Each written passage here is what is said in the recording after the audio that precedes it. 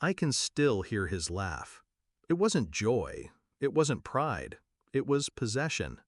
The day I walked into the living room, papers in my hand, heart pounding with the triumph of years of sacrifice, I thought I'd finally done it.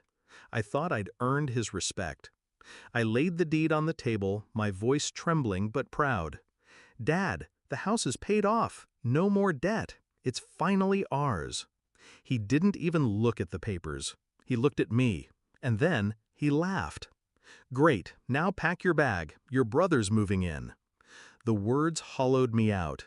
Like all my sweat, my overtime shifts, my skipped meals, meant nothing. My brother, the golden son, who never paid a single bill, who stumbled from one failure to the next, was the one he wanted here. Not me, never me. I stood frozen.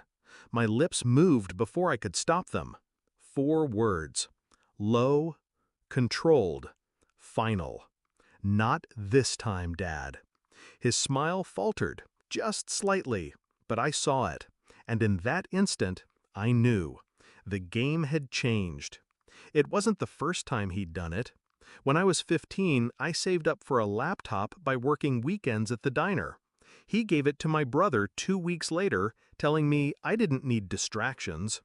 When I graduated college with honors, he didn't come to the ceremony. He was busy bailing my brother out of another failed business scheme. When I bought groceries, paid utilities, kept this house alive through years of his neglect, he said nothing. But the moment my brother stumbled through the door, he opened the fridge like it was a royal banquet. That house was my prison, my responsibility, my legacy. And now it was finally mine, I thought. The shift inside me was quiet. I didn't shout. I didn't cry. I planned. I stayed in my room that night, listening to him chuckle on the phone, no doubt telling my brother the good news. My chest was tight, but my mind razor sharp. The deed was in my name, solely mine. Every payment traceable, every receipt undeniable. The law was on my side, even if he never was. He thought control was permanent, that I'd always bend, always yield. He forgot the years I spent learning silence, not as surrender, but as strategy. So I gathered what mattered: documents, keys, evidence. I waited for dawn.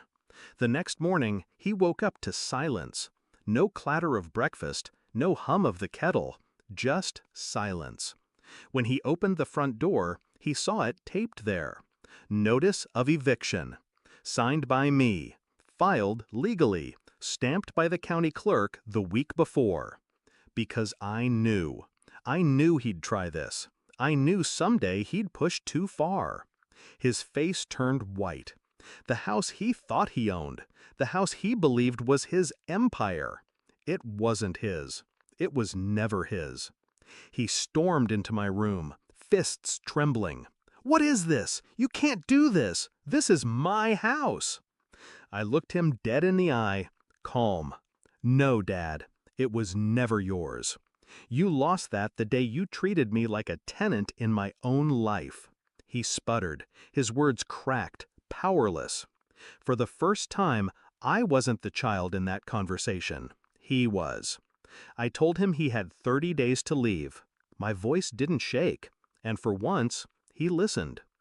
The weeks that followed were surreal. My brother called, furious, spewing venom down the line. "How could you do this to Dad, to me?" I didn't respond. I didn't need to. Instead, I walked through the house at night, barefoot on the hardwood floors, breathing in the silence I had bought with my own blood. Every corner whispered freedom. Every room hummed with justice. And I thought about how betrayal doesn't always come from strangers. Sometimes it comes from the man who taught you to ride a bike, the one you hoped would say he was proud. But betrayal cuts deeper when it's family, because you spend years thinking love will save you, until you realize respect is the only currency worth anything. The day he finally left, suitcase in hand, he didn't meet my eyes. He shuffled past me like a shadow stripped of its form. My brother sat in the driveway, engine running, face twisted in disbelief. I didn't stop them.